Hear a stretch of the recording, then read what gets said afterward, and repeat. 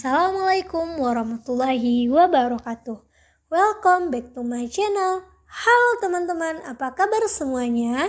Kembali lagi bersama saya Tiara Yuliansari. Dimana di video kali ini Tiara akan mengapresiasi puisi tentang perasaan pada perempuan, dimana menganalisis gaya dan makna pengarang pada dua puisi karya Soepardi Djoko Damono yang berjudul Puisi Aku Ingin dan Puisi Hujan di Bulan Juni. Nah, Puisi Aku Ingin, Tiara akan membacakan terlebih dahulu. Puisi Aku Ingin karya Soepardi Djoko Damono diciptakan pada tahun 1989. Siapa sih di sini yang tidak kenal puisi berjudul Aku Ingin karya Soepardi Djoko Damono? Pasti sebagian besar dari kalian tahu dong. Nah, buat yang belum tahu, berikut ini puisi yang berjudul Aku Ingin karya Soepardi Djoko Damono. Aku ingin mencintaimu dengan sederhana, dengan kata yang tak sempat diucapkan kayu pada api yang menjadikannya abu. Aku ingin mencintaimu dengan sederhana, dengan isyarat yang tak sempat disampaikan awan kepada hujan yang menjadikannya tiada. Nah, pernahkah kalian berpikir kalau puisi Aku Ingin ini merupakan puisi romantis dan sederhana karena pemilihan diksi yang digunakan Soepardi Djoko Damono seakan-akan ingin mencintai seorang dengan sederhana atau biasa-biasa saja, namun cintanya sungguh luar biasa. Nah, soalnya setelah dianalisis lebih lanjut, ternyata puisi ini bukan merupakan puisi yang menggambarkan cinta biasa-biasa saja. Banyak diksi yang membuat puisi ini menjadi puisi yang penuh pengorbanan dan digambarkan penyair kepada orang yang dicintainya. Loh, kok bisa? Nah, mari kita mulai dengan bait yang pertama, yaitu Aku ingin mencintaimu dengan sederhana.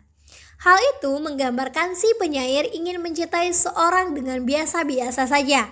Bahkan terkesan tidak perlu ditunjukkan dan tidak perlu berbalas atau disebut dengan biasa saja. Nah, lanjut ke bait yang kedua, di mana kedua dan keempat dengan kata yang tidak sempat diucapkan dan dengan isyarat yang tak sempat disampaikan. Si penyair tak sempat mengatakan sesuatu. Kira-kira apa yang tidak sempat disampaikannya? Nah, lanjut dulu ke bait yang ketiga. Nanti kita bahas. Kita akan lanjut kepada ke bait yang ketiga dan kelima, yaitu kayu kepada api yang menjadikannya abu dan awan kepada hujan yang menjadikannya tiada. Puisi ini menggambarkan majas personifikasi, yaitu menganalogikan benda lain sebagai manusia. Anggap saja kayu dan awan adalah analogi dari si syair, api dan hujan adalah orang yang dicintai si penyair. Lalu abu dan tiada adalah dampak dari pengorbanannya. Sudah terlihat bukan?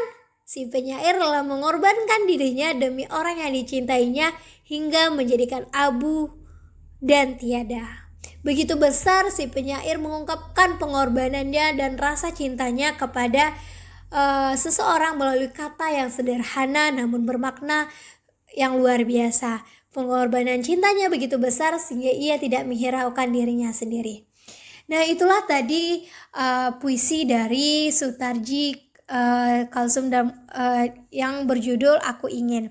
Selanjutnya, puisi Hujan Bulan Juni, di mana puisi ini akan saya bacakan terlebih dahulu. Hujan bulan Juni. Tak ada yang lebih tabah dari hujan bulan Juni. Dirahasiakannya rintik rindunya kepada pohon berbunga itu. Tak ada yang lebih bijak dari hujan bulan Juni. Dihapusnya jejak-jejak kakinya yang ragu-ragu di jalan itu. Tak ada yang lebih arif dari hujan bulan Juni. Nah, di mana pembahasannya berdasarkan bedah puisi Hujan Bulan Juni, Soepardi Djoko Damono, makna puisi itu lebih banyak berkaitan dengan ketabahan dan kesabaran sebuah kasih sayang pada waktu. tertentu. Nah, di mana pada lirik kata tidak ada yang lebih tabah dari hujan bulan Juni, Suparji menggambarkan hujan sebagai kasih sayang yang amat besar. Sedangkan melalui kata itu, dia ingin menggambarkan soal ketabahan atau kesabaran dari hujan tidak turun ke bumi pada bulan Juni. Jadi ia menggambarkan kata ini menjadi sebuah kesabaran yang sudah dia nanti sudah lama.